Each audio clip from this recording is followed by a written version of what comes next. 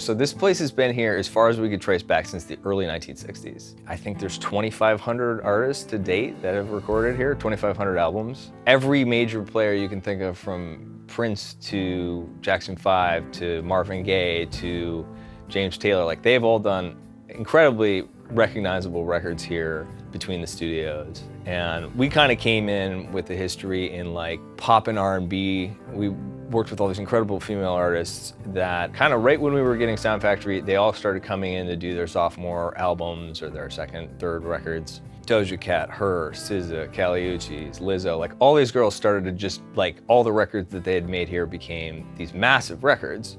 And it opened up this place to a community of creators that just wasn't on the radar for them, because this place had been basically privately run for 20 years. I met George originally through Chuck Sparks. Chuck's an amazing drummer in town, and that was it. Like, I didn't really know, I mean, I knew his reputation, I knew the speakers, everybody that came from the East Coast.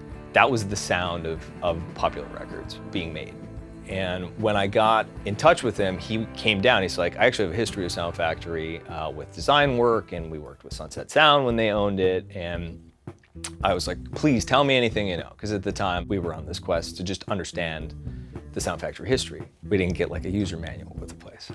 As part of my work with recording studios, one of the things that I did was offer the option of designing custom monitor speakers. When Sound Factory was sold to the present owners, they inquired about what would be involved in designing custom monitors for Studio A, the original studio.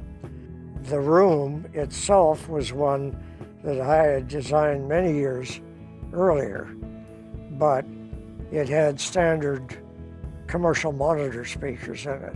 He's done all these amazing custom builds, and he'd done so much for the studio in the past, and I thought it'd be fitting that really the only thing that he hadn't touched was the speaker system. It was sort of a custom job that somebody else did in the 70s, and it had been in place there since. It never left. And I said, George, would you be interested in doing a custom set and working with the Gibson KRK team to do this fully custom? And George, who was 92 at the time, drove over here the next day, had a bag that said Sound Factory, Sunset Sound on it, walked in, and then started having the assistants start getting to work. It was awesome. So using components that the recording industry was already familiar with, the so-called Augspurger monitors, we did do a design for that room. Then more recently, they wanted to upgrade the monitors in this studio, Studio B. The same design was physically able to be accommodated, so we went ahead and did the retrofit in Studio B as well. We had a plan within a week or two of a full design. He'd drawn out like a CAD drawing, but just on paper. And he synced up with the KRK team in Nashville and started talking to their head engineer, Craig, about how to design this and how to kind of follow his history of making these cabinets and what components to use. And it was a wild ride to kind of just watch him work. I didn't really know what to expect because I'd never worked with him, but it was incredible just to kind of see the master of his domain doing his thing.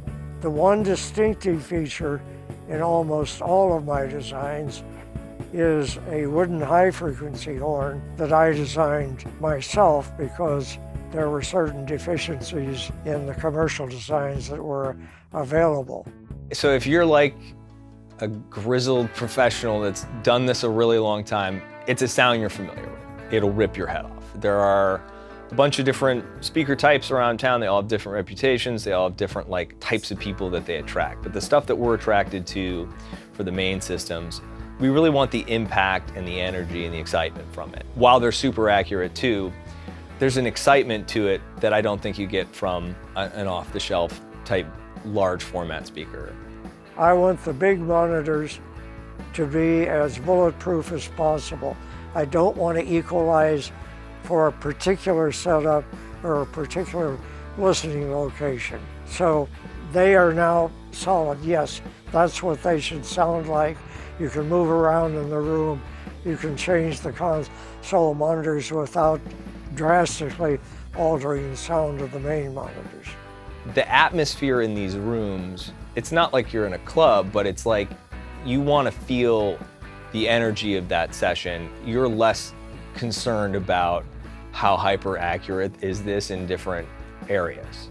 The system that I used was standard 1/3 octave readout. Now we did go to 1/12 octave to make sure that we weren't being misled by the 1/3 octave thing. But 1/3 octave is easy to interpret. It's a standard that everyone is used to, and it's easy to work with. So for most of the EQ, I stayed with the 1/3 octave. But again, not a specific location, averaging over the general listening area. George is a professional on the highest level, and he was interested in doing this project from the jump. I didn't have to convince him. I didn't have to beg him. I just came to him and said, hey, we've got a lot of great people involved in this. We want you to lead the charge. We want this to be the vision of speakers that you're known for. And he said, I'll do it. This is the first installation I've done with KRK. The relationship with KRK, all I can tell you is there were absolutely no glitches, no problems. They delivered what I asked for. We have a really cool team here. It's a very interesting collection of musicians and producers and engineers that all work as the main staff here. Their opinions matter, so I'm excited to sit and go agonize through records of different styles with them. When you're here, whether you're the biggest star in the world or you're just starting out, you guys are all together, and you get to know each other, and that sort of hub and that interesting mix of people, that's what this place is. Every day, that's the magic of it.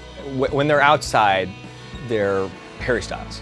And when they're in here, they're Harry and they're trying to get something across. You're not the act, you're the person, and so much of the time here is spent on just opening up so that when you do roll tape, you can actually capture something meaningful.